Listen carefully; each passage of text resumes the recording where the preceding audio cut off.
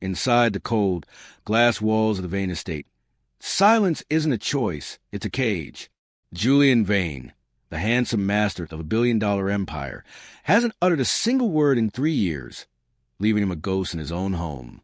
But as a predator in blood-red silk circles the inheritance, a new nanny arrives with a spark of pure kindness and hope that threatens to shatter the carefully constructed quiet.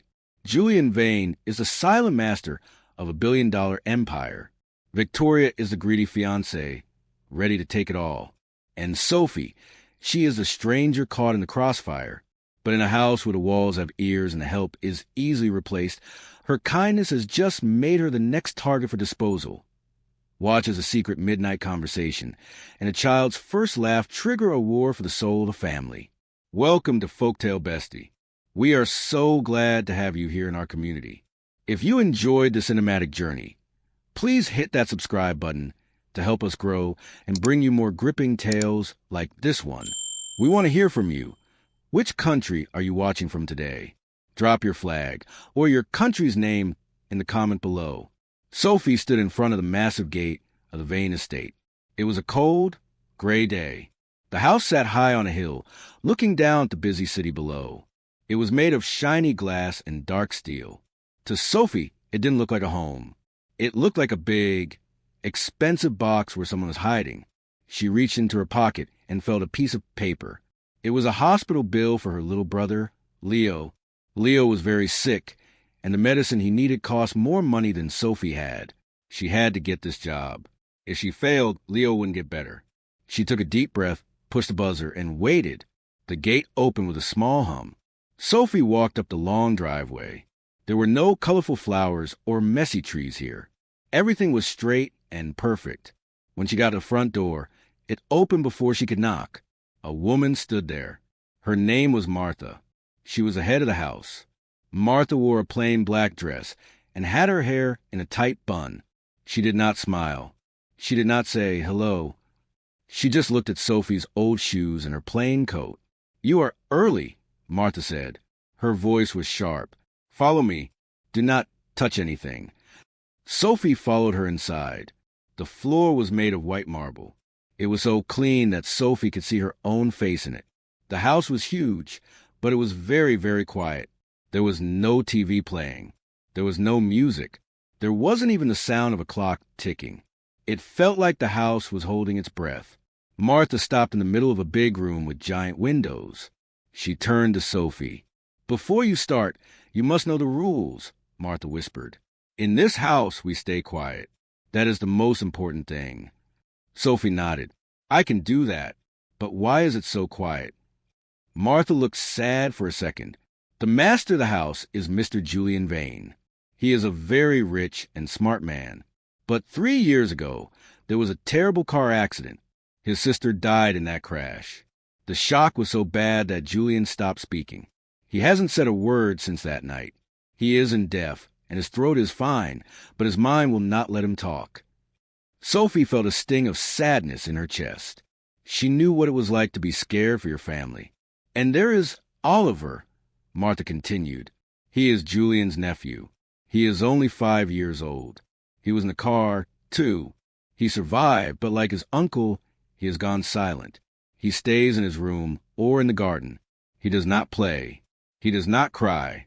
He just sits." Martha leaned in closer. "You are here to watch Oliver. You will feed him, help him learn, and keep him safe. But you must never try to force him to talk. And you must stay away from Mr. Julian. He does not like strangers." Sophie looked up at the balcony. A man was standing there, watching them. He had dark hair and very sad eyes. He looked strong, but his face was frozen, like he was wearing a mask. That was Julian. He didn't wave or nod. He just stared at Sophie for a long time.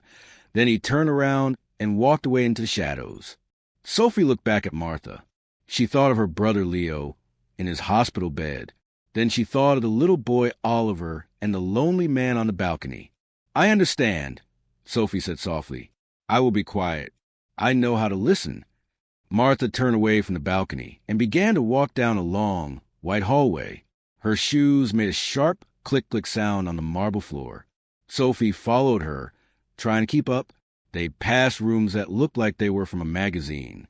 There were no family photos on the walls. There were no messy piles of books. Everything was gray, white, and very cold. "This is the playroom," Martha said, stopping at a wide glass door.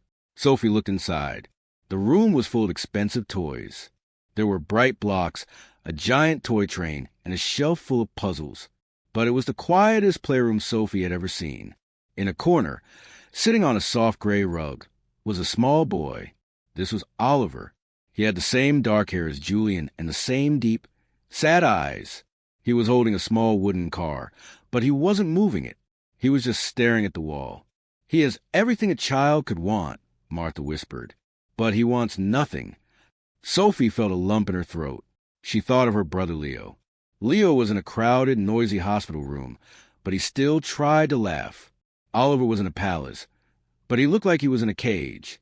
Sophie didn't wait for Martha to tell her what to do. She stepped into the room and sat down on the rug. She didn't sit in a chair like a boss.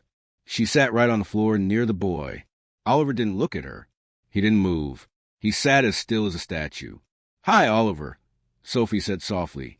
Her voice was warm, like a blanket on a cold night. "My name is Sophie. I'm going to be staying here with you." Oliver's fingers tightened on his toy car, but he stayed silent. Martha watched from the door for a minute. Then she shook her head and walked away. She left Sophie alone in the silence with the boy. Sophie didn't try to make Oliver talk. She knew that would only scare him. Instead, she reached into her bag and pulled out a small, worn-out drawing. It was a picture Leo had made for her. It showed a bright yellow sun and a messy blue house. "This is for my brother, Leo," Sophie said, laying the drawing on the rug between them. "He's a bit smaller than you. He's in the hospital right now, but he loves to draw. He says that even when it's raining, you have to remember where the sun is." Oliver's eyes moved. He looked down at the messy yellow sun. He didn't say anything, but he didn't look away either. Sophie felt a tiny spark of hope. She realized that she was the only person in this house who was actually talking to him, not just about him. Suddenly, Sophie felt a chill. She looked up and saw Julian standing in the doorway. He had changed into a dark sweater, and his face was still a mask of sadness. He didn't enter the room. He just stood there, watching her sit on the floor with his nephew. Julian looked at the drawing on the rug. Then he looked at Sophie. For a second, their eyes met. Sophie didn't look away. She wanted him to see that she wasn't afraid of the silence. She wanted him to see that she cared. Julian's jaw tightened. He looked like he wanted to say something. Anything, but his throat stayed locked. He gave a small, sharp nod. Then he turned and vanished back into the shadows of the hallway. Sophie looked back at Oliver. The boy had finally moved his toy car across the rug. Just an inch. It was a small move, but to Sophie it felt like a giant step. She realized she wasn't just a nanny in this house.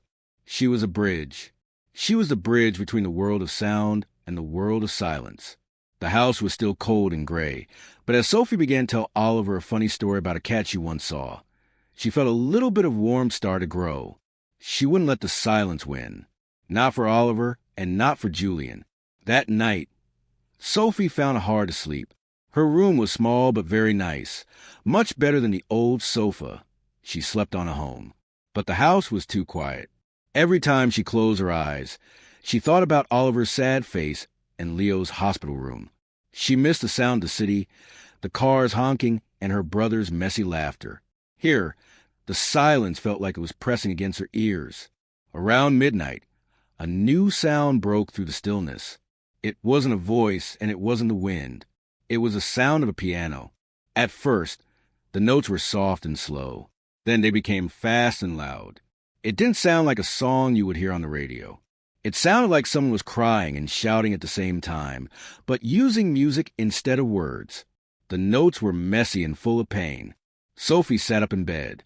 She knew it must be Julian. She put on her robe and stepped out into the hallway. The house was dark, but the moonlight came through the giant glass windows, making long shadows on the floor. The music led her toward the grand gallery at the end of the house. As she got closer, the sound became even more intense. It was like a storm was happening inside the room. Sophie stood in the doorway and watched. Julian was sitting at a massive black piano. He was wearing a white shirt with the sleeves rolled up. His eyes were closed tight, and his body was leaning over the keys. His hands moved so fast they were almost a blur. He hit the keys hard, making a deep, angry sound that echoed off the high walls. This was his voice. Since he couldn't speak, he was letting all his anger and his sadness out through the piano. Sophie took a small step forward. A floorboard made a tiny creak. Julian stopped playing instantly. The silence that followed was so heavy it hurt. He turned his head and saw her standing there. His face was full of shock, which quickly turned into anger. He hated that someone had seen him like this. He felt vulnerable and exposed. Julian stood up from the piano bench. He was tall and looked very strong in the moonlight. He didn't say anything, of course, but his eyes were flashing. He pointed his finger sharply toward the door. He was telling her to leave. When she didn't move, he waved his arms in a big, angry motion, like he was shooing away a stray dog. His face was twisted in a scowl, telling her she wasn't welcome in his private world. But Sophie didn't run away. She didn't look down at her feet. She stayed right where she was. She looked Julian straight in the eyes. She didn't look at him with fear, and she didn't look at him with pity. She just looked at him with kindness. She stood there, calm and steady, like a rock in the middle of a storm. "I'm sorry for interrupting," Sophie said in a very quiet, gentle voice. "I couldn't sleep. The music, it's very beautiful. Even the sad parts." Julian's arm stayed frozen in the air. He stared at her, waiting for her to get scared and leave like everyone else did. But she just kept looking at him. Slowly, Julian's hand dropped to his side.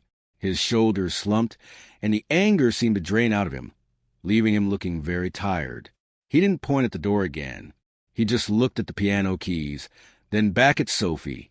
For a long minute, they just stood there in the dark. No words were spoken, but something changed. Julian realized that Sophie wasn't like Victoria or the other people who treated him like he was broken. She was just a person who was listening.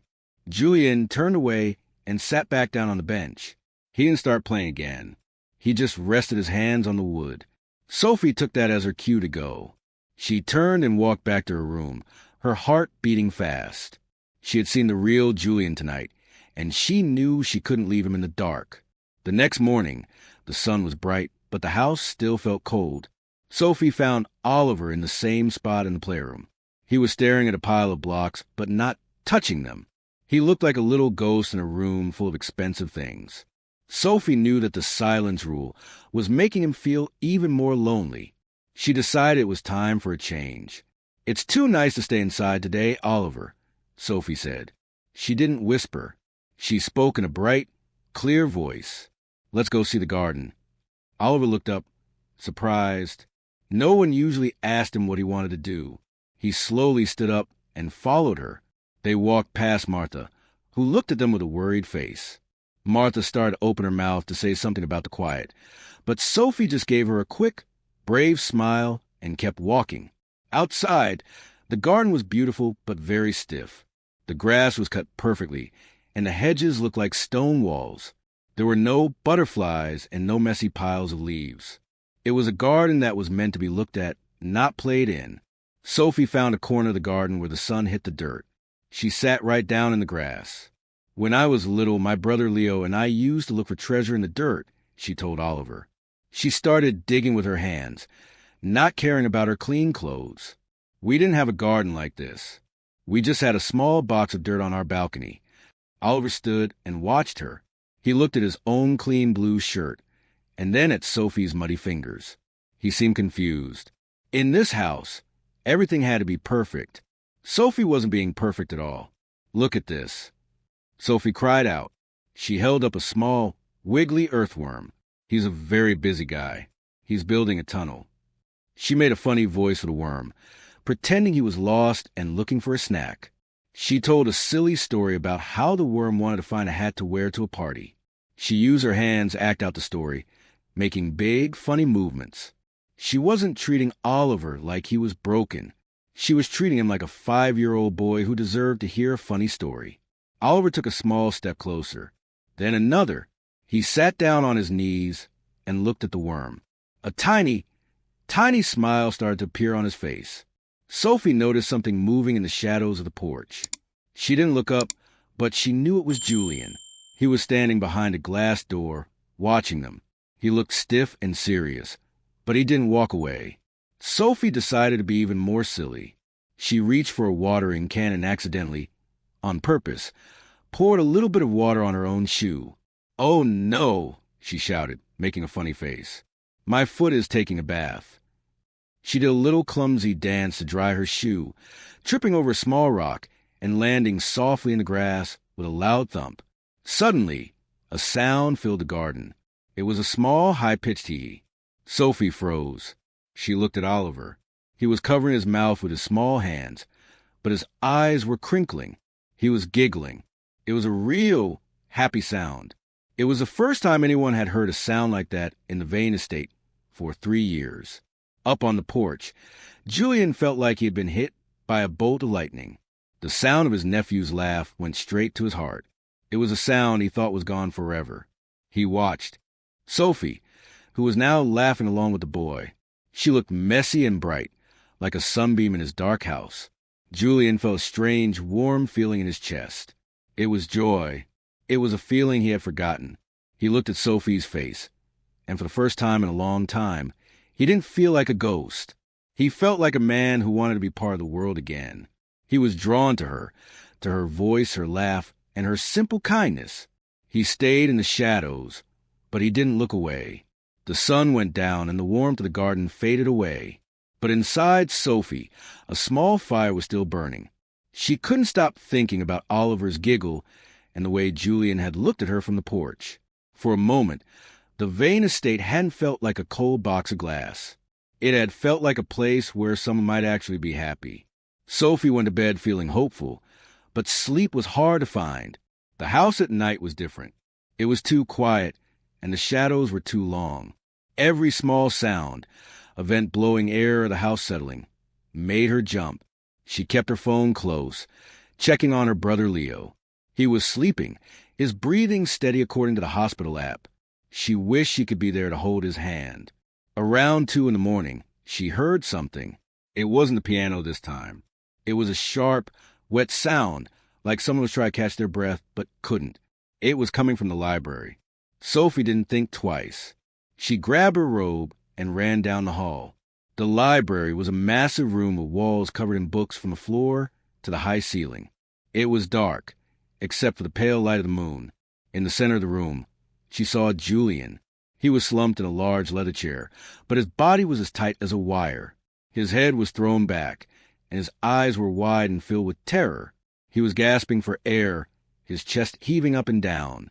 His hands were gripping the arms of the chair, so hard his knuckles were white. He was having a night terror, a bad dream that had followed him into the real world. Because Julian could not speak, he could not scream. He was trapped in a silent panic. He looked like he was drowning in the middle of the room. Sophie's heart hammered in her chest. She wanted to call for Martha or the security guards, but she stopped herself. If she brought a crowd of people with bright flashlights and loud voices, it would only make him more scared.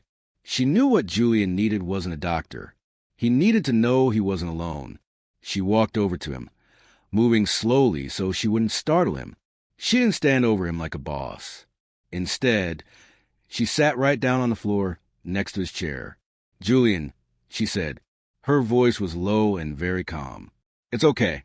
You're in the library. You're safe. I'm right here." Julian's eyes darted toward her. He looked like he didn't know who she was for a second. His breathing was still fast and shallow.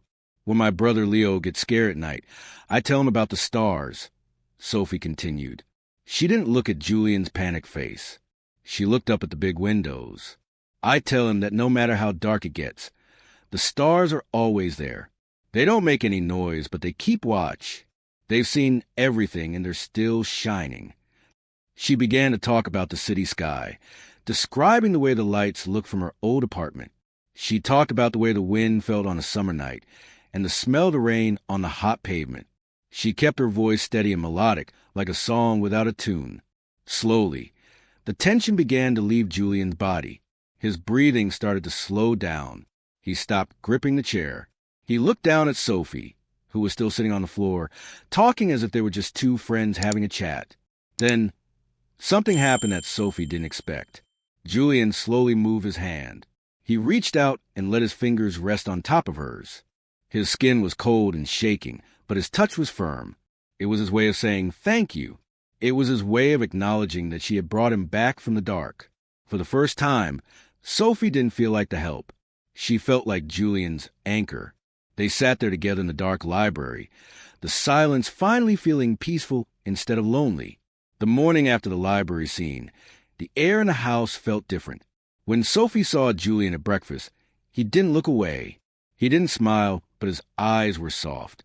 He sat at the long table with Oliver, and for the first time, the silence didn't feel like a heavy weight. It felt like a secret they all shared. Sophie felt a tiny hope that maybe, just maybe, the Vane estate was becoming a real home. But that hope was shattered by the sound of a car. It wasn't the quiet hum of Julian's car. It was the loud roar of a sports car engine. A few minutes later, the front door swung open with a bang. "Julian, darling, I'm back." The voice was loud and sharp. It cut through the quiet house like a knife. A woman walked into the dining room. She was wearing a dress made of bright, expensive silk and high heels that made a loud clack on the floor. Her hair was perfect, and her perfume was so strong it made Sophie's eyes water. This was Victoria. Victoria didn't look at Oliver, and she didn't look at Sophie. She walked straight to Julian and leaned over him. She spoke to him in a slow, loud voice, the way someone talks to a baby or someone who doesn't understand anything. "How is my poor, broken Julian today?" she cooed, her voice fake and sweet. "Did we have a good sleep? Did we eat our breakfast like a good boy?" Sophie saw Julian's jaw tighten. His eyes turned dark and angry. He wasn't a baby. He was a brilliant man who just couldn't speak. But Victoria treated him like his brain was broken too. She didn't wait for him to respond. Not that he could. She just kept talking over him. "I've been so worried," Victoria said, turning to Martha, who was standing nearby with a sour face. "It's just so tragic. A man with all this money and no way to say a word. It's a good thing I'm here to take care of things. The lawyers are very concerned about the company." Then Victoria finally noticed Sophie. She looked Sophie up and down, her eyes stopping on Sophie's plain sweater and messy hair. "And who is this?" Victoria asked. She didn't ask Sophie. She asked Martha, as if Sophie weren't standing right there. "This is Sophie," Martha said stiffly. "She is the new nanny for Oliver." Victoria laughed.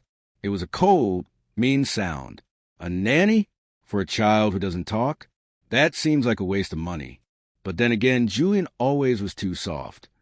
Victoria walked over Oliver and patted him on the head, but she didn't look at him. She looked at the giant windows and the expensive art on the walls. Sophie could see the look in her eyes. Victoria didn't love Julian. She didn't care about Oliver. She was looking at the house like a prize she wanted to win. She was like a vulture waiting for something to fall, so she could take it. Julian stood up suddenly. His chair made a loud scrape on the floor. He looked at Victoria with a cold, hard stare. He pointed at the door of his study, then at Victoria. He was telling her they needed to talk, or rather, she needed to listen. Somewhere else. As Victoria followed him, she stopped next to Sophie. She leaned in close, her expensive perfume filling Sophie's nose. "I don't know what you think you're doing here, little girl," Victoria whispered. Her voice was no longer sweet. It was sharp and dangerous. "But this is my world. Don't get too comfortable. People like you are easy to replace." Victoria walked away, her heels clicking loudly. Sophie looked at Oliver, who was shaking. She reached out and took the little boy's hand. She realized that the peace they had built was in danger. Victoria was here to take everything, and she would start by trying to get rid of Sophie. The house felt like a different place with Victoria there. She didn't just stay in the guest room. She took over the whole mansion. She moved things around, shouted at the maids, and made sure everyone knew she was a boss. But worst of all was how she looked at Julian. She looked at him like he was a broken toy that she owned. Julian spent more time in his office, hiding from her loud voice and her fake smiles. One night, Sophie couldn't sleep. She was worried about Julian. She was also worried about her brother, Leo. The medical bills were getting bigger, and she knew that if Victoria kicked her out, she would have no way to pay them. She went downstairs to the kitchen to get a glass of water, hoping the cold drink would help her calm down. As she passed the library, she heard a voice. It was Victoria. The door was cracked open just a little bit, and a sliver of light spilled out into the dark hallway. Victoria was on the phone. "Don't worry," Victoria said, and her voice sounded cold and sharp. "The plan is moving forward. Julian hasn't said a word in years. It will be easy to convince the doctors and the judge that his mind is gone. We will say he is mentally unfit. Once the papers are signed, I will have control of the Vane empire. He won't be able to say a thing to stop me." Victoria laughed, and the sound made Sophie's skin crawl. "He's just a silent shadow now. He has no power. I'll sell the house and the company, and we will be set for life. I just need to get rid of that annoying Nanny first." Sophie's heart was beating so hard she thought it might burst. She backed away from the door, her hands shaking. She had to tell Julian. She didn't care if it was late. She didn't care if Victoria caught her. Julian was in danger, and he was the only person who could save Oliver and this home. She ran to her room and grabbed a small notepad and a pen. Then she hurried to Julian's study. She knocked softly. There was no sound, but the door was unlocked. She stepped inside. The room was dark, except for the glow of a computer screen. Julian was sitting at his desk. He looked up, his eyes tired and surprised to see her. He reached for his tablet to type a question, but Sophie shook her head. She didn't want him to type. She needed him to read. She sat on the floor across from his desk, just like she had in the library during his night terror. She wrote quickly on the notepad and held it up so he could see it in the light of the screen. "Victoria is planning something bad," she wrote. "I heard her on the phone. She wants to tell the doctors you are not smart. She wants to take your company because you do not speak." Julian read the words. He didn't move. He didn't look shocked.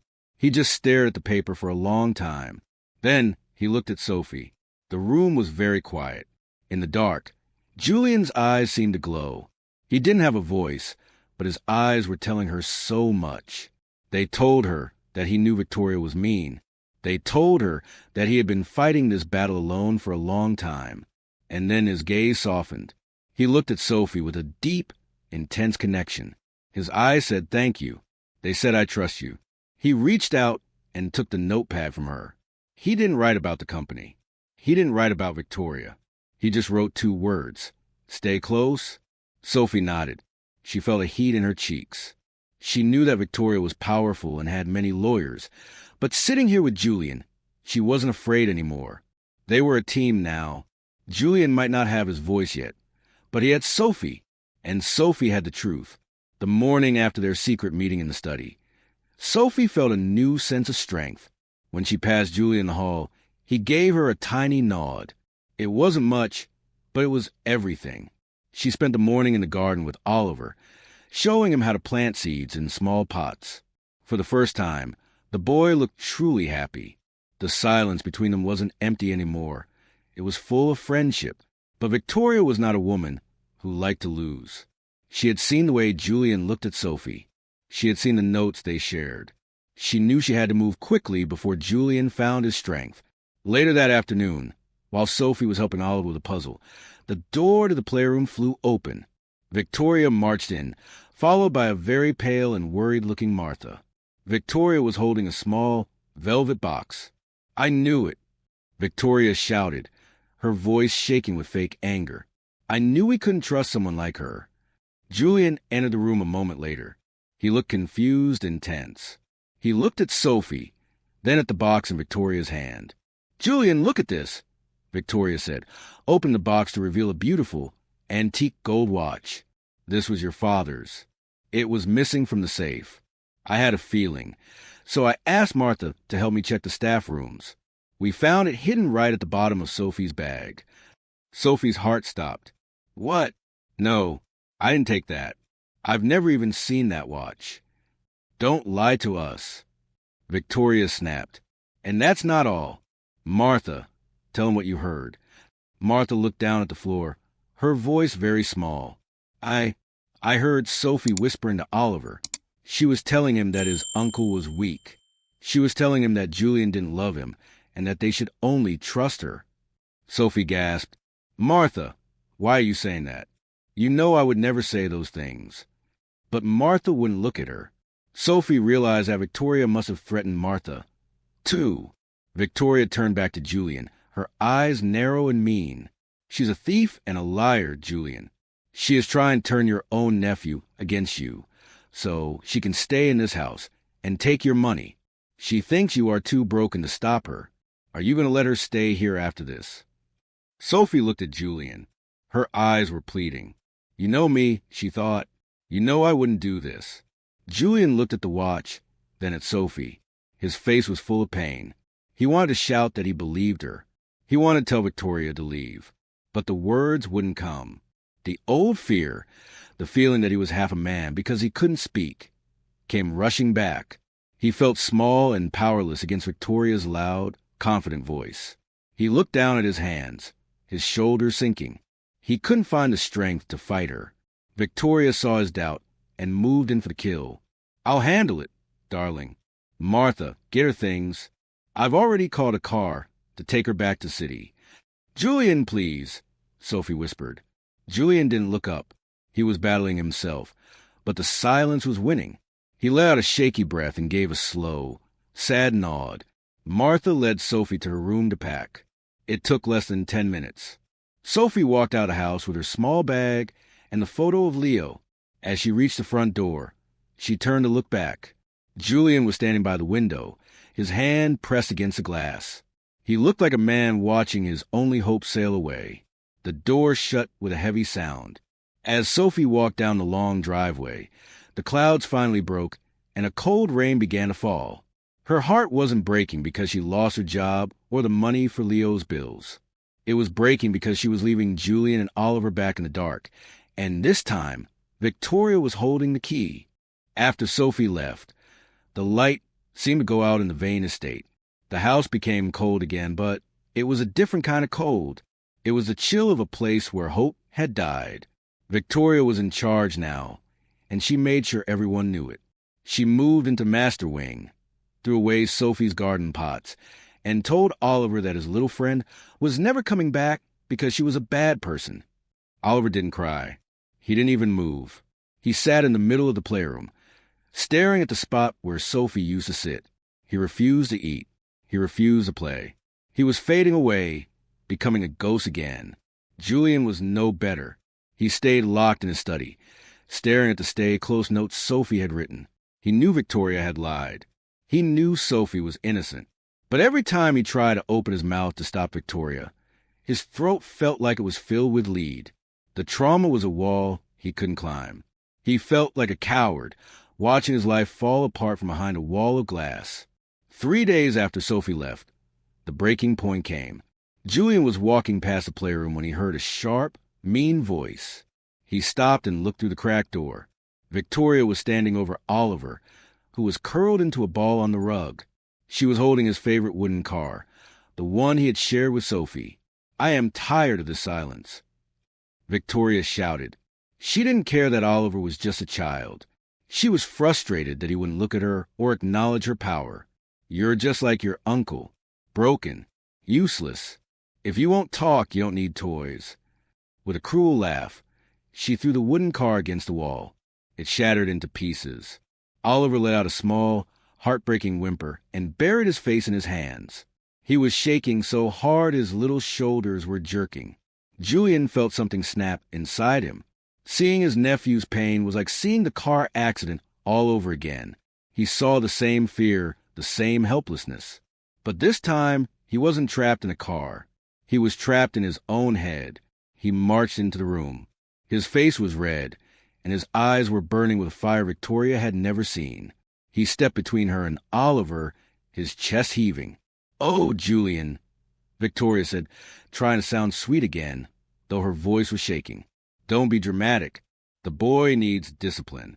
He's becoming a burden, just like—" Julian didn't let her finish. He grabbed her by the arm and pointed toward the door. His hand was shaking, but his gaze was steady. Victoria tried to laugh it off. You can't make me leave, Julian. You can't even tell the staff what you want. You're nothing without someone to speak for you. Julian felt a roar building in his chest. It started deep in his soul, moving up past the grief, past the memory of the crash, and past the 3 years of darkness. It hit his throat like a physical blow. He didn't think about the doctors or the trauma.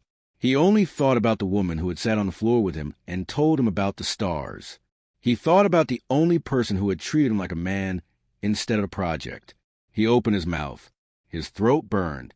His lungs screamed. SS. The sound was raspy, like metal scraping on stone. Victoria froze. Her eyes went wide with terror. Sophie. The name tore out of him, loud and desperate. It echoed off the glass walls and through the high hallways. It was the loudest sound that had been heard in that house in years. It wasn't a roar of anger. It was a call for help. It was the sound of a man breaking his own chains. Julian didn't stop. He looked at Victoria, his voice growing stronger with every second. "Get out," he croaked, his voice deep and raw. "Out!" Victoria backed away, her face pale. She turned and ran from the room, tripping over her own heels. But Julian didn't care about her anymore. He dropped to his knees and pulled Oliver into his arms. For the first time, he didn't just sit in silence. He held the boy and whispered, "I'm sorry. I'm sorry." Julian knew what he had to do. He stood up, grabbed his coat, and walked toward the front door. He wasn't going to wait for a driver. He wasn't going to send a note. He was going to find her. He was going to bring the music back to the house. The city was a blur of neon lights and gray rain as Julian's car sped away from the heights of the estate. Julian sat in the back seat, his hands shaking, not with fear, but with an energy he hadn't felt in years.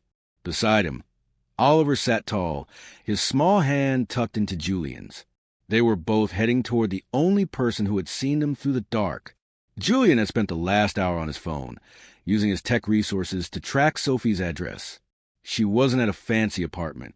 She was in a crowded, noisy district where the buildings leaned against each other, and the air smelled of exhaust and rain. They found her at a bus stop under a flickering yellow light. She was sitting on her suitcase, her coat pulled tight around her. She looked small and tired, staring at a bus schedule as if searching for a way to a future that no longer existed. The car screeched to a halt. Julian didn't wait for the door to be opened. He stepped out into the rain, his movements hurried. When Sophie heard the car door slam, she looked up. Her eyes went wide as she saw Julian and Oliver walking toward her. She stood up, her suitcase forgotten. "Julian? Oliver? What are you doing here?" she whispered, her voice trembling. Julian stopped just a few feet away from her. The rain soaked his hair and ran down his face, but he didn't care. He looked at her, his heart pounding against his ribs. He took a deep breath, feeling the air fill his lungs, the lungs that had been trapped for 3 years. "Sophie," he said. The sound of his voice in the open air made the people at the bus stop turn their heads. It was raspy, like he had swallowed sand, but to Sophie, it was the most beautiful sound in the world. She gasped, her hands flying to her mouth. You're talking," she breathed, tears instantly blurring her vision. "I am," Julian said, his voice growing stronger with every word. He stepped closer, ignoring the stares of the crowd. "I was wrong. I was a coward. Victoria is gone. I kicked her out." He took her hands in his. They were cold, but he held them tight. "I didn't just come to give you your job back, Sophie. I didn't come because Oliver needs a nanny." He swallowed hard, his eyes burning with a deep, honest fire. "I came because I need you. I need your voice. I need your heart. I don't want to live in a silent house anymore." Sophie let out a sob, a mix of relief and joy. She looked at Oliver, who was beaming, his eyes bright with tears. She looked back at Julian, the man who had finally fought his way out of the shadows. "I thought I lost you," she whispered. "Never again," Julian vowed. "Stay, not as a help, as a Vane." The ride back to the estate was full of a different kind of silence, the kind that comes when everything is finally right. Weeks later, the Vane estate no longer looked like a cold glass box. The silence rule was gone forever. The windows were open, letting in the sound of birds and the distant hum of the city. In the garden, the stiff hedges have been replaced by wild, colorful flowers that Sophie and Oliver had planted together. Julian stood on the porch, watching Sophie and Oliver chase a butterfly through the grass. He still struggled with his voice sometimes, and the night terrors didn't disappear overnight. But he wasn't alone anymore. He walked down the steps and joined them, pulling Sophie into his arms. "Listen," Julian whispered into her ear. "To what?" Sophie asked, smiling up at him. "To us," he said. Around them, the garden was alive. Oliver was shouting with joy. The wind was whistling through the trees. And for the first time, the Vane residence was no longer a place of silence. It was a place of life, built on the strength of a woman who knew how to listen, and a man who finally found his voice. As the sun sets over the now vibrant garden of the Vane estate, the shadows have finally lost their power. Julian, Sophie, and little Oliver are no longer three isolated souls living in a glass box. They are a family built on a foundation that words alone could never describe. The vulture in silk is gone, but the music, the real music of laughter, footsteps, and shared secrets, has only just begun to play. Julian found his voice, but more importantly, he found a reason to use it. The story of the Vane family teaches us that the greatest gift you can give another human being isn't status, wealth, or even advice. It is the patience to listen when they have no words. Julian and Oliver weren't broken. They were simply waiting for someone brave enough to sit with them in the dark. Sophie's strength didn't come from a loud voice, but from the quiet courage to stay. It reminds us that kindness is a language the deaf can hear and the blind can see. True wealth is not found in the marble of a mansion, but in the warmth of the people inside it. Healing begins the moment we stop treating people like projects and start treating them like hearts that deserve to be understood. Thank you for spending this time with us. Stories like these remind us that no matter how deep the silence, hope always has a sound. Before you go, don't forget to subscribe to Folktale Bestie to join our growing community of dreamers and storytellers. Your support helps us keep the magic alive. One last thing, we love seeing our global family grow. Tell us in the comments, which country are you watching from today?